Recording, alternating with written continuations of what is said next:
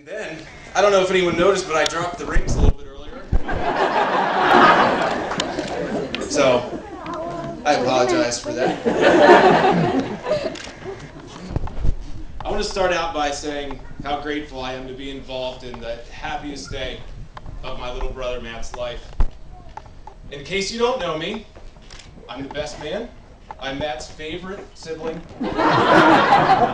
Brendan. I want to take everyone back to a time when we were young. For the first 18 months of my life, I had a mate.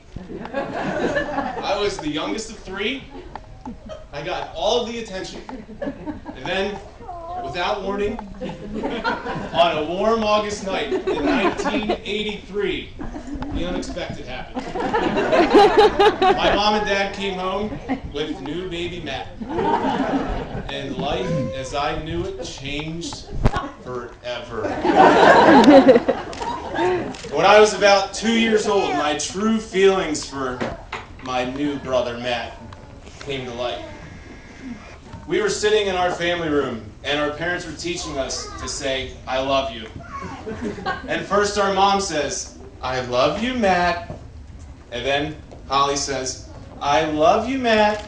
And Damon, "I love you, Matt." And finally my dad demonstrates and says, "I love you, Matt." Now it's my turn. How hard can this be? I say, "I don't love you too, Matt."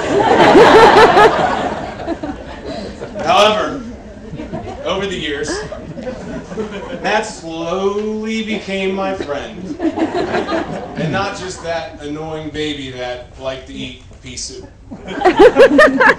Some of my fondest memories as a kid include Matt in some way. Like the time that you said you wanted to be a fire engine when you grew up. Yeah, good luck with that. Then there was Christmas morning when Matt got the He-Man Power Sword. He loved that Power Sword. He looked at it up and down and goes, "The Power Sword!" Ever since that day, Matt was always playing with his Power Sword.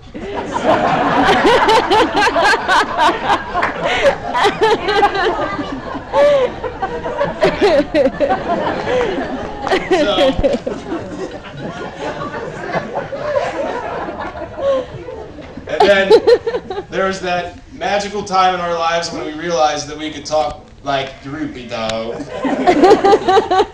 We grew up playing baseball together, we learned to ski, scuba dive, and we became best friends. Nowadays, Matt and I live about 2,000 miles apart, and I feel like we are closer than ever. If we're not talking on the phone or texting every day, we are, or I should say, he is absolutely crushing me at NHL 12, Words with Friends, or Call of Duty. If you have ever played any games with Matt, then you know how smart he is and his burning desire to win. And if you haven't played any games with Matt, just take it from me. Don't. Because you will be spared frustration, anger, and broken controllers. Those things add up. Jess, I would like to be the first to officially welcome you into our family. You are always so much fun to be around, and we absolutely love how happy you've made Matt. In you, Matt found his soulmate. But I also would like to thank you for all of the years that you've put up with Matt and I acting like kids. Because it can't be easy hearing your husband, well now husband, talk in the voice like this all the time when he's talking to his older brother Brendan, or coming home from a long day's work only to find him on the couch playing Xbox, sweat running down his forehead, bloodshot eyes. So I hope your patience never runs out, because I don't think we're ever going to grow out of any of these things. And it's crazy when you think about it that Matt and Jess grew up living so close to one another. They went to high school together. They were in the band together. But it wasn't until 2007 when they took a chance on each other, decided to go out on their first date.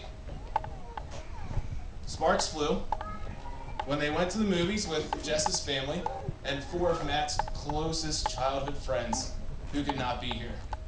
Leonardo, Donatello, Raphael, and Michelangelo. That's right. They went to see the Teenage Mutant Ninja Turtles. Cowabunga, dudes!